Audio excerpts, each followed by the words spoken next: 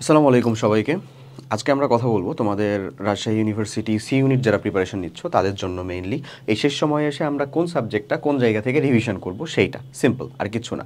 খুব বেসিক কথা সেই শুরু থেকেই ধরো বলতে থাকি যে ভাইয়া তুমি যখন পড়াশোনা করছো আমাদের ফিজিক্স, কেমিস্ট্রি, ম্যাথ এবং বায়োলজি, ম্যাথ প্লাস বায়োলজি অংশটাও দাগানো, এটা হচ্ছে সব থেকে বেটার। M+B যেটা আমি নিজেও দাগাইছিলাম সেটা সবসময় বলি, তোমাকে এখনও বললাম ম্যাথ প্লাস বায়োলজি অংশটা দাগানো।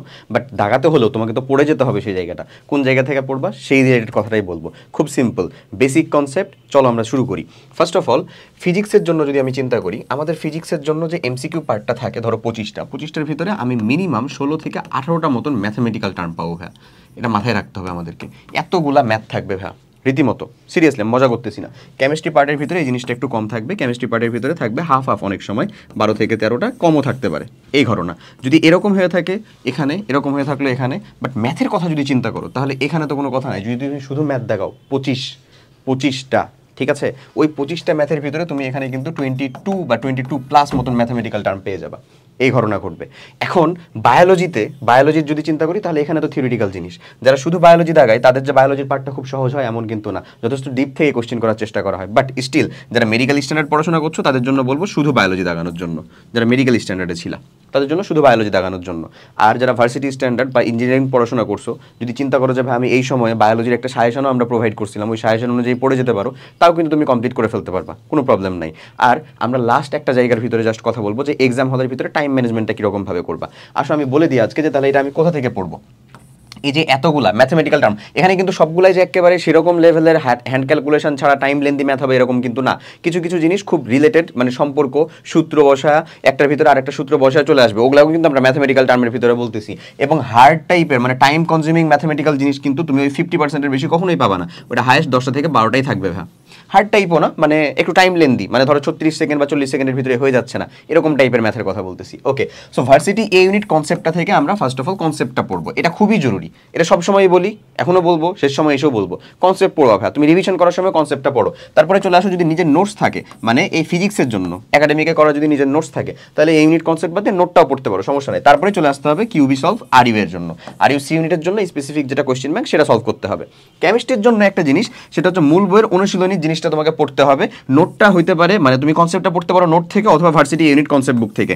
আমি বলি, আমি অনেক সময় তো অনেক জায়গার ভিতরে পরীক্ষা দিয়ে বাড়াতে হয় না, সব নিয়ে যাবো, সব নিয়ে বাড়াবো, এটা করতাম না। আমি যে করতাম সেটা হচ্ছে ভার্সিটি ইউনিট প্রিপারেশন বুকটা নিয়ে নিতাম উদ্ভাসের, বুঝছো, ওটা নিয়েই যে সব জায়গাতে ভিতরে থিওরিটা ওখান থেকে পড়তাম, তারপরে ওই যে মানে কিউবি সলভটা অবশ্যই থাকতো প্রত্যেকটা ইউনিভার্সিটির আগে যেখানেই যায় না কেন, এই বেসিক 3-4টা বই আমার কাছে থাকতোই, কিন্তু খুব কম থাকতো।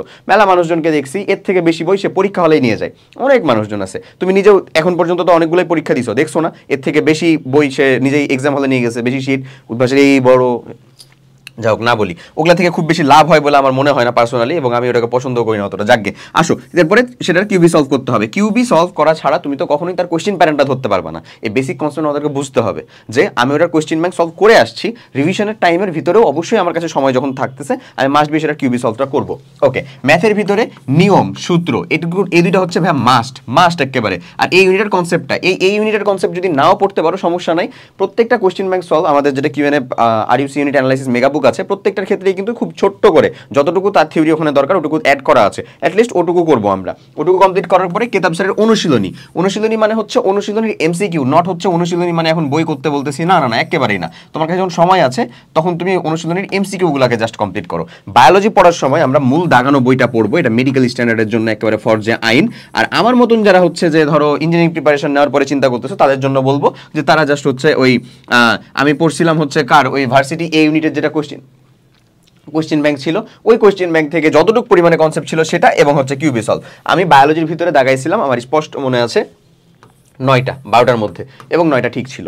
ঠিক থাকতেই হবে ইনশাল্লাহ, কোনো সমস্যা হয় না, ঠিক ছিল বলেই তো ধরো জায়গাতে মানে মিনিটের ভিতরে ঢুকতে পারছিলাম, না তো হইতোই না এরকম। আর ম্যাথের ভিতরে আমি ম্যাথ কত দাগাচ্ছিলাম বোধহয় এরকমই 7টার কাছাকাছি মতন দাগাচ্ছিলাম, তখন খাতা নিয়ে গেছে। আর এগুলাতে যে অ্যামাউন্টটা দাগাচ্ছিলাম সেটা তো আমার এক্সাক্ট মনে নাই, বাট ইন টোটালে আমি তখন দাগাচ্ছিলাম হচ্ছে 59 নাম্বার কোয়েশ্চেন এমন টাইপের।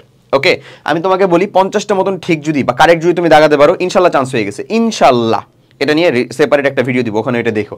এখন শেষ সময়ে এসে জাস্ট এই কষ্ট জিনিসই খালি তুমি রিভিশন করো, রিভিশনের জন্য সময় দাও। Physics, chemistry, math, biology.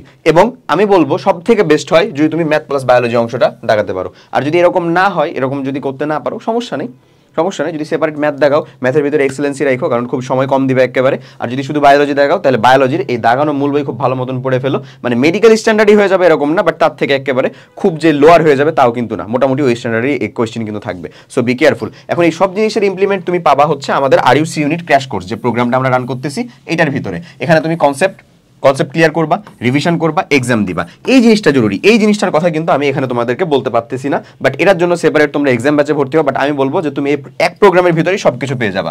এই যে দেখো, এখানে পেয়ে যাচ্ছ হচ্ছে তুমি আরইউসি ইউনিট স্ট্যান্ডার্ড এক্সাম, এখানে পেয়ে যাচ্ছ অ্যানালাইসিস মেগাবুকের ইবুক ভার্সনটা, এখানে আছে ভার্সিটি কিউবি সলভ, যেটা এখন দেখার দরকার নাই আমি বলবো। বাট এই যে 22+ যে আরইউসি ইউনিট কিউবি সলভ আছে, এটা অবশ্যই দেখো। এটা প্রায় অ্যাবাউট হচ্ছে যে 22+ যে ক্লাস আছে, এই 22+ ক্লাস হাইয়েস্ট 1 থেকে 1.5 ঘন্টা, প্রত্যেকটা 1 থেকে 1.5 ঘন্টা। সো এই টাইমটা অবশ্যই ইনভেস্ট করে কাইন্ডলি দেখো, কারণ এটা দেখার পরে তুমি নিজে কিউবি সলভ করবা, ইনশাল্লাহ তোমার আর কোনো প্রবলেম হবে না এটার ভিতরে।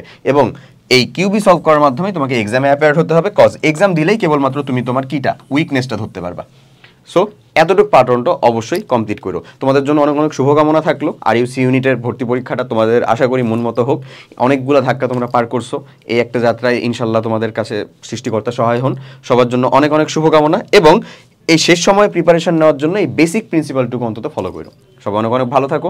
আল্লাহ হাফেজ, আসসালামু আলাইকুম।